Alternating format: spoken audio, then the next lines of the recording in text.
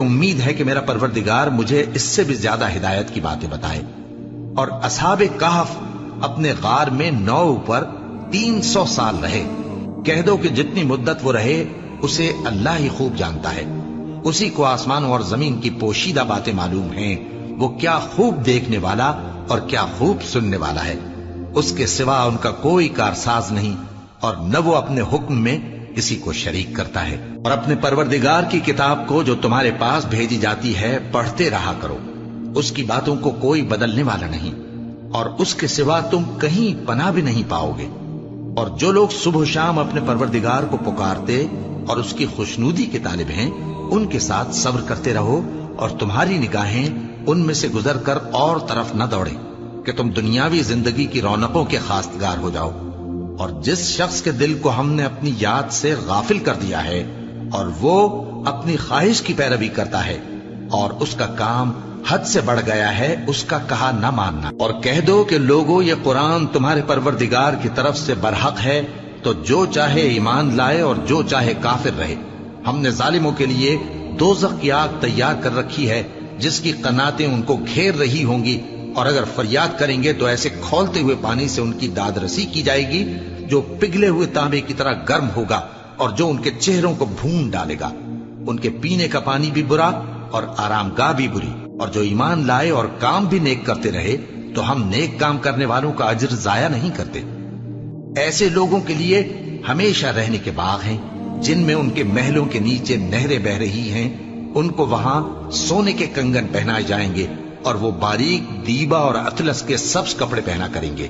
اور تختوں پر تکیے لگا کر بیٹھا کریں گے۔ کیا خوب بدلہ اور کیا خوب آرام گاہ ہے۔ اور ان سے 2 شخصوں کا حال بیان کرو جن میں سے ایک کو ہم نے انگور کے 2 باغ عنایت کیے تھے اور ان کے گردا گرد کھجوروں کے درخت لگا دیے تھے، اور ان کے درمیان کھیتی پیدا کر دی تھی۔ دونوں باغ کثرت سے پھل لاتے اور اس کی پیداوار میں کسی طرح کی کمی نہ ہوتی، اور دونوں میں ہم نے ایک نہر بھی جاری کر رکھی تھی، اور اس طرح اس شخص کو ان کی پیداوار ملتی رہتی تھی۔ تو ایک دن جبکہ وہ اپنے دوست سے باتیں کر رہا تھا، کہنے لگا کہ میں تم سے مال و دولت میں بھی زیادہ ہوں اور جتھے اور جماعت کے لحاظ سے بھی زیادہ عزت والا ہوں، اور ایسی شیخیوں سے اپنے حق میں ظلم کرتا ہوا اپنے باغ میں داخل ہوا۔ کہنے لگا کہ میں نہیں خیال کرتا کہ یہ باغ کبھی تباہ ہو، اور نہ خیال کرتا ہوں کہ قیامت برپا ہو، اور اگر میں اپنے پروردگار کی طرف لوٹایا بھی جاؤں تو وہاں ضرور اس سے اچھی جگہ پاؤں گا۔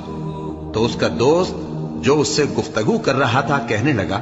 کہ کیا تم اس ذات سے کفر کرتے ہو جس نے تم کو مٹی سے پیدا کیا، پھر نطفے سے، پھر تمہیں پورا آدمی بنایا؟ مگر میں تو یہ کہتا ہوں کہ اللہ ہی میرا پروردگار ہے، اور میں اپنے پروردگار کے ساتھ کسی کو شریک نہیں کرتا۔ اور جب تم اپنے باغ میں داخل ہوئے تو تم نے ما شاء اللہ لا قوت الا باللہ کیوں نہ کہا؟ اگر تم مجھے مال و اولاد میں اپنے سے کمتر دیکھتے ہو تو عجب نہیں کہ میرا پروردگار مجھے تمہارے باغ سے بہتر عطا فرمائے، اور تمہارے اس باغ پر آسمان سے آفت بھیج دے تو وہ صاف میدان ہو جائے، یا اس باغ کی نہر کا پانی گہرائی میں اتر جائے تو پھر تم اسے تلاش نہ کر سکو، اور اس کے میووں کو عذاب نے آ گھیرا اور وہ اپنی چھتریوں پر گر کر رہ گیا، تو جو مال اس نے اس پر خرچ کیا تھا اس پر حسرت سے ہاتھ ملنے لگا اور کہنے لگا کہ کاش میں اپنے پروردگار کے ساتھ کسی کو شریک نہ بناتا۔ اس وقت اللہ کے سوا کوئی جماعت اس کی مددگار نہ ہوئی اور نہ وہ بدلہ لے سکا۔ یہاں سے ثابت ہوا کہ حکومت سب اللہ کی ہے، جو معبود برحق ہے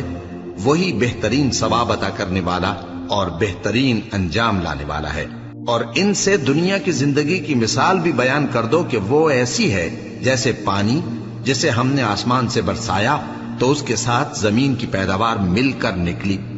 پھر وہ چورا چورا ہو گئی کہ ہوائیں اسے اڑاتی پھرتی ہیں، اور اللہ تو ہر چیز پر قدرت رکھتا ہے۔ مال اور بیٹے تو دنیا کی زندگی کی رونق و زینت ہیں، اور نیکیاں جو باقی رہنے والی ہیں وہ ثواب کے لحاظ سے تمہارے پروردگار کے ہاں بہت اچھی اور امید کے لحاظ سے بہت بہتر ہیں۔ اور جس دن ہم پہاڑوں کو چلائیں گے اور تم زمین کو صاف میدان دیکھو گے، اور ان لوگوں کو ہم جمع کر لیں گے تو ان میں سے کسی کو بھی نہیں چھوڑیں گے، اور سب تمہارے پروردگار کے سامنے صف باندھ کر لائے جائیں گے، تو ہم ان سے کہیں گے کہ جس طرح ہم نے تم کو پہلی بار پیدا کیا تھا اسی طرح آج تم ہمارے